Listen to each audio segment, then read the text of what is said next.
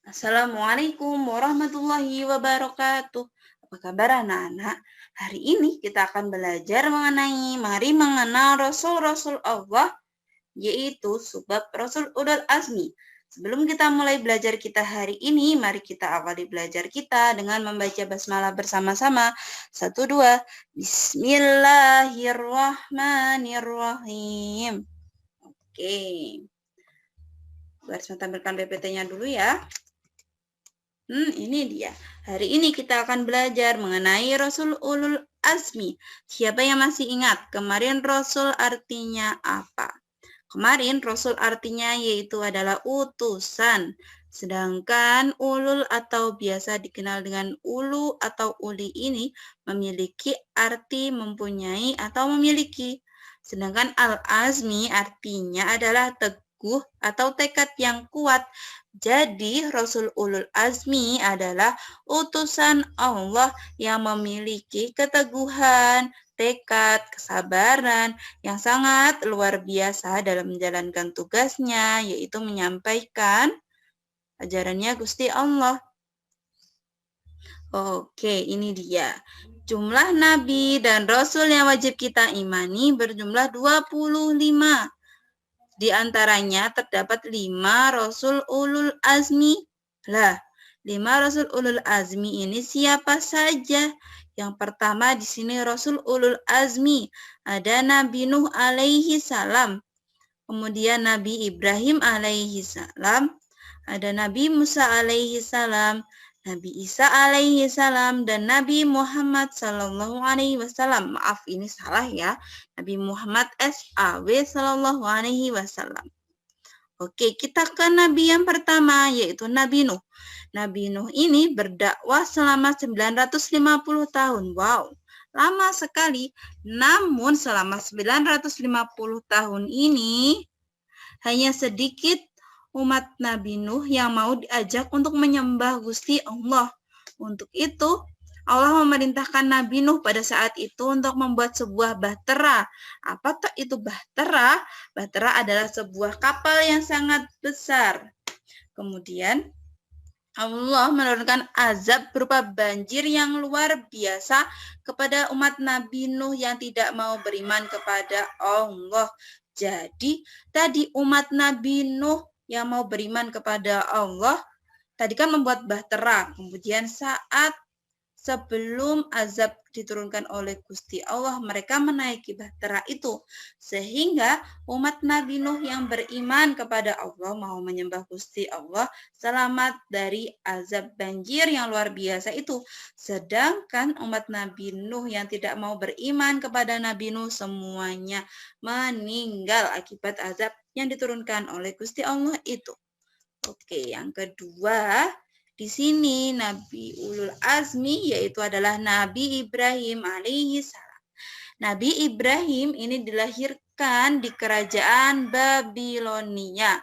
Pada saat itu kerajaan ini dipimpin oleh seorang raja yaitu Raja Namrud. Nah, Raja Namrud ini memiliki sifat sombong dan kufur. Anak-anak, adakah yang tahu bahwa ayah Nabi Ibrahim ini adalah seorang pembuat berhala? Ayahnya ini bernama Azar. Perjuangan Nabi Ibrahim alaihi salam dalam menyampaikan ajakan untuk menyembah Gusti Allah sangat luar biasa. Bahkan ada suatu hari Nabi Ibrahim ini menghancurkan berhala yang disembah oleh kaum kafir itu, berhala yang dibuat oleh ayahnya itu. Lah, pada saat Raja Namrud ini tahu berhala yang disembah-sembahnya itu dihancurkan oleh Nabi Ibrahim, Raja Namrud ini sangat marah, kemudian menjatuhkan hukuman kepada Nabi Ibrahim, yaitu hukuman dibakar. Tetapi alhamdulillah, karena pertolongan dari Gusti Allah, api yang digunakan untuk membakar Nabi Ibrahim itu tidak dapat membakar tubuh Nabi Ibrahim. Jadi Nabi Ibrahim dapat selamat. Itu dia. Mukjizat Nabi Ibrahim adalah tidak mempan dibakar ketika tadi dihukum oleh Raja Namrud. Kemudian Kita ke nabi yang ketiga, yaitu Nabi Musa alaihi salam. Nabi Musa alaihi salam ini adalah anak dari Imron, ayahnya bernama Imron. Kemudian ibunya di sini bernama Zukabat. Ketika Nabi Musa ini dilahirkan, raja yang sedang berkuasa pada saat itu, yaitu Raja Fir'aun, mengutus semua anak laki-laki yang baru lahir untuk dibunuh. Hal ini karena Raja Fir'aun takut suatu saat nanti ada anak laki-laki yang mau membunuh Raja Fir'aun. Untuk itu, Raja Fir'aun mengutus semua anak laki-laki yang baru lahir di negaranya harus dibunuh. Tetapi Allah menyelamatkan Nabi Musa. Pada saat itu, ibu Nabi Musa, yaitu Zukabat, memasukkan Nabi Musa ini ke keranjang. Kemudian keranjang yang berisi Nabi Musa itu dilarungkan di Sungai Nil. Kemudian, yang menemukan Nabi Musa yang dilarungkan di Sungai Nil tadi itu adalah istri dari Fir'aun sendiri, yaitu Asiyah. Jadi yang membesarkan Nabi Musa adalah Asiyah, istri dari Fir'aun itu sendiri. Nah, ketika Nabi Musa ini sudah dewasa, Nabi Musa ini mengajak semua Bani Israel dan juga Raja Fir'aun tadi untuk menyembah Gusti Allah. Tetapi Raja Fir'aun ini tidak mau dan malah memusuhi dan mau membunuh Nabi Musa. Untuk itu, untuk melindungi Nabi Musa, Allah Subhanahu wa taala di sini menurunkan beberapa mukjizat kepada Nabi Musa. Yang pertama adalah tongkat yang dimiliki Nabi Musa itu dapat berubah menjadi ular yang besar. Dan tongkat yang dimiliki Nabi Musa itu juga dapat membelah lautan. Jadi pada saat itu Raja Fir'aun dan pasukannya ini sedang mengejar-ngejar Nabi Musa dan umatnya. Mereka mau membunuh Nabi Musa dan umatnya.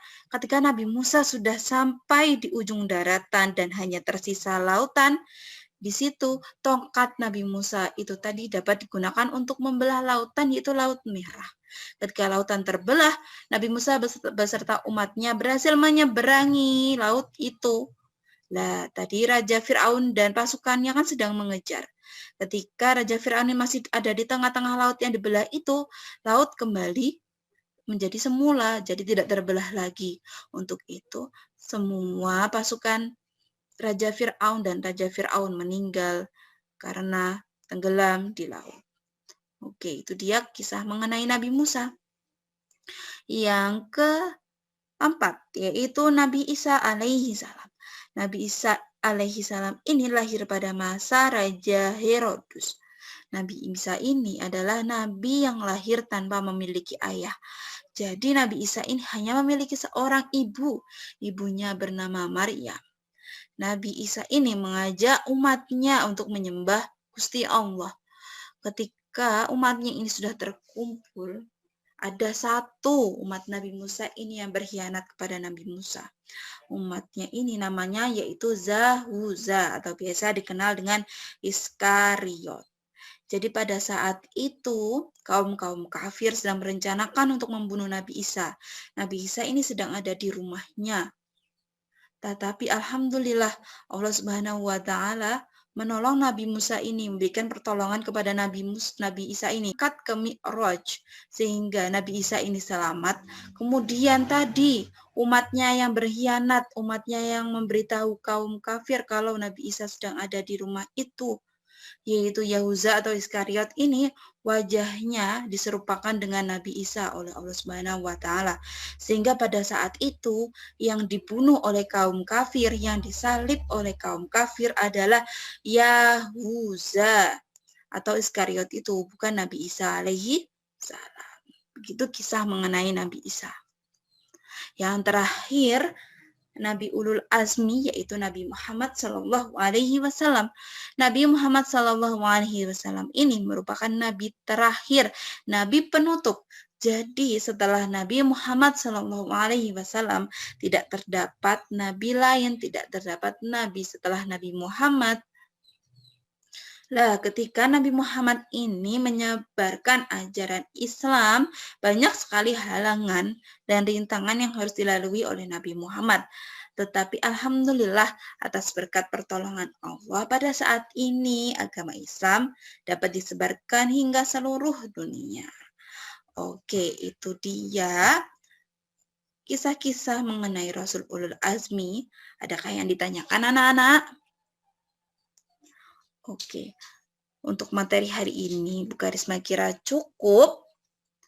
Oke, mari kita akhiri belajar kita hari ini dengan membaca hamdalah bersama-sama. 1, 2. Alhamdulillahirrabbilalamin. Oke, ini dia tugas untuk hari ini.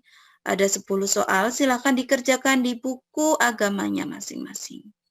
Oke, Bu Karisma kira cukup untuk sekian. Bu Karisma akhiri. Wassalamualaikum warahmatullahi wabarakatuh.